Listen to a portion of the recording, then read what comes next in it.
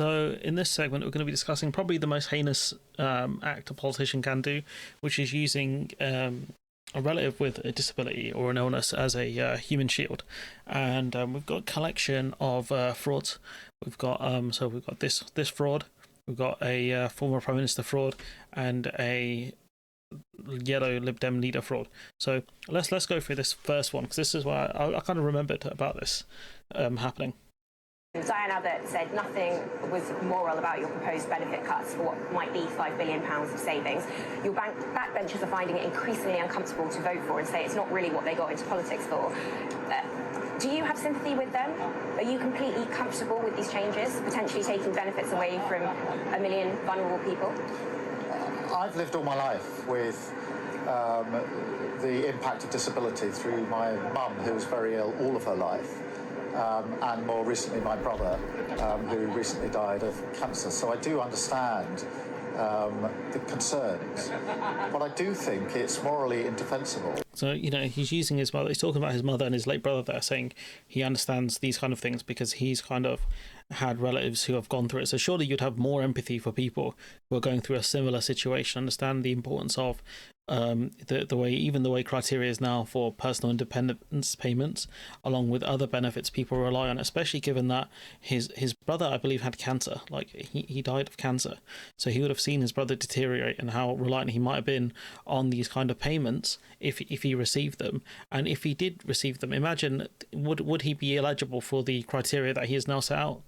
That 1 million young people are going essentially from education onto benefits. They're not in work, they're not in education, they're not in training. All of the evidence shows. So he's conflated two things here: his mother, who was unable to work due to her illness, and his brother, who was unable to kind of work because he had a terminal illness, right? And he's conflating that with essentially young people who are unable to find work because they are ill or whatever, and they have been they claim welfare. Which again, if they are able to work, like the job centre, if they are able to work and they can't find work, that's one thing. Because the economy is cooked, right? It's not in a good situation. But if it's the case, like they are, actually actively dodging work that they could be doing, that's a problem with the job centre, pal, and that's a reform you should be making. That if young people are in that position and so early in their lives, they're going to find it really difficult ever to get out of that. I don't think that is morally defensible. Nor do I think it's morally defensible to have a system that makes it really difficult for people who are out of work to get into work. Government should be helping people to get into. So how are you doing that? Because you're sending work coaches to people who are ill in hospital. Like, how is that going to help them? Work if that's what they want to do. We've got a system that does the complete opposite. That is not defensible. And there aren't many people who genuinely argue that the status quo is working. We've got 2 million people on benefits because of sickness. That's not you literally, this is the kind of stuff David Cameron and George Osborne do. We've got they don't say, look, we've got a system here that isn't working, therefore we're going to burn it down and replace it with something objectively worse, which is what you're doing. It's going to go up to 3 million, 4 million by the end of this government. We can't just shrug our shoulders and pretend that it's progressive to watch millions more people.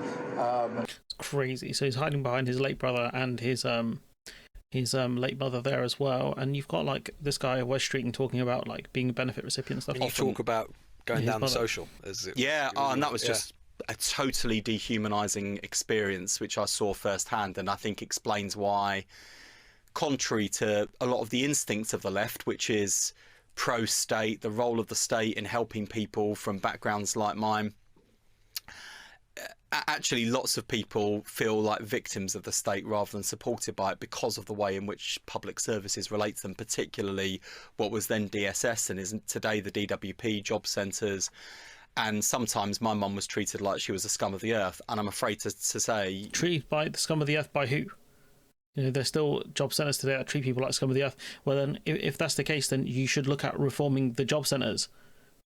You should be looking at reforming that system more than anything. Looking at some of my casework today as a constituency MP, there are still job centres that treat people like the scum at the bottom of their shoe rather than extraordinary as people. Extraordinary, although it's not extraordinary actually. As you say, it would be redolent of a lot of people's experiences every day. But there's an extraordinary exchange that you recount that your mum had with a particular social security or job centre work. Yeah, my mum was called into a room at the back of the DSS office, which was in itself unusual. Normally they would interact through the counter, and she was basically sat down and interrogated about her kind of circumstances. And this woman said to my mum, "Don't you realise that we pay for your son out of our taxes?" And my mum sort of had enough of this and basically said, "I think you'll find my mother pays for my son out of her taxes." I'd have gone further to say that my mother pays for your salary through her taxes as well, mate. The amount of vile that you get, I've never experienced. I've had, I was unemployed for a while, especially because of COVID, and the work coach or whatever they call it wasn't that bad towards me, but they need to understand that they are funded by the taxpayer as well. And, great riposte. Yeah, and the sort of this escalated into a point where my mum had enough, and I think she'd be basically been called insolent or something by the DS. So surely, all of this stuff, you should want to destigmatise the kind of approach that the governments have taken towards welfare recipients, rather than demonising them more. Because you saw your own parent go through this, and have to argue with some loser in the job centre, right? So surely you want to destigmatise this more, rather than really kind of going after people who are unemployed. It doesn't make sense. And we go on to this. This is just as heinous. Davey talking about caring for his disabled son and late mother. So he was a young carer who had a son. His son has a disability, and Davey also a guy who was part of the coalition who made massive cuts towards the DWP in terms of things like welfare and criterion eligibility and things like that. In 2012, Ed Davey voted against those who would have been ill or disabled since their youth receiving unemployment and support allowance on the same basis as if they had made sufficient national insurance contributions.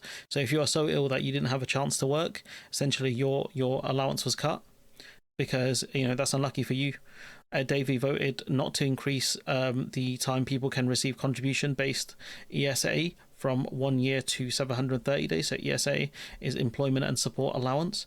So instead of increasing it from 1 year to 730 days, he voted to keep it just at 1 year. Ed Davey voted not to make an exception for those with a cancer diagnosis or undergoing cancer treatment from the 365-day limit on receiving contribution-based employment and support allowance. So if you have cancer for more than a year, unlucky pal, you had your money cut. So here you have, Ed Davey really impacting people who would be reliant on state support, just like his son would be. Despite that, he has a son with a disability, and yet he voted against giving more support to the disabled. And we have probably the most heinous one, in my opinion, the worst one, the biggest scumbag, the man I hate, probably one of the most. My top 10, I'm definitely one of his top 10 biggest haters. David Cameron backs NHS with memory of his late son Ivan. David Cameron invoked the memory of his late son Ivan today as he defended the Tories' commitment to the NHS. Bruised by the transatlantic row over the healthcare service, in which a Tory MEP dismissed the NHS as a 60-year mistake, Cameron described it as a fantastic and precious fact of British life. During a speech in Bolton, Cameron made clear that the NHS had transformed his family's life after Ivan was born in 2002 with cerebral palsy and epilepsy. Cameron said, "The moment you're injured or fall ill, the moment something happens to someone you love, you know that whoever you are, wherever you're from, whatever's wrong, however much you got in the bank, there's a place you can go here. People will look after you and do their best to make things right." The Tory leader did not mention Ivan, who had died in February at age 6, but Tory sources said he had Ivan in mind when he spoke of someone you love. David Cameron, the man who did really extreme amounts of damage to the NHS with the cuts he had made.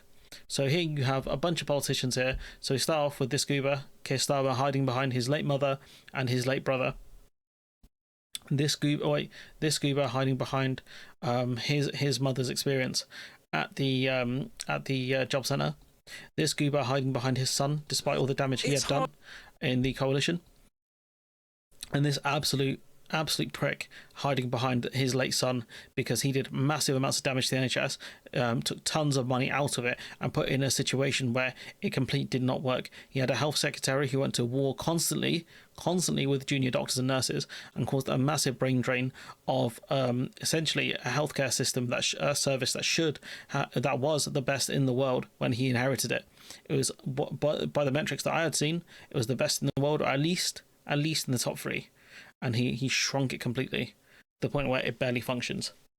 So again, politicians hiding behind their late relatives and their kind of living and late relatives is just the most tragic thing you'll ever see. But that's how scummy these people are. That's why none of them really deserve your sympathy. Some of them do, the good ones, the really good ones. But for the most part, especially the ones in charge, they don't care. They'll hide behind anything. They'll accuse you of all sorts and say, "How dare you? My son was an NHS patient." Stuff like that, just scumbags. Anyways, I'm going to leave it there. Let me know what you think in the comments below. Like, comment, share, subscribe. Support the channel on Patreon if you can. And hopefully I'll see you in the next one.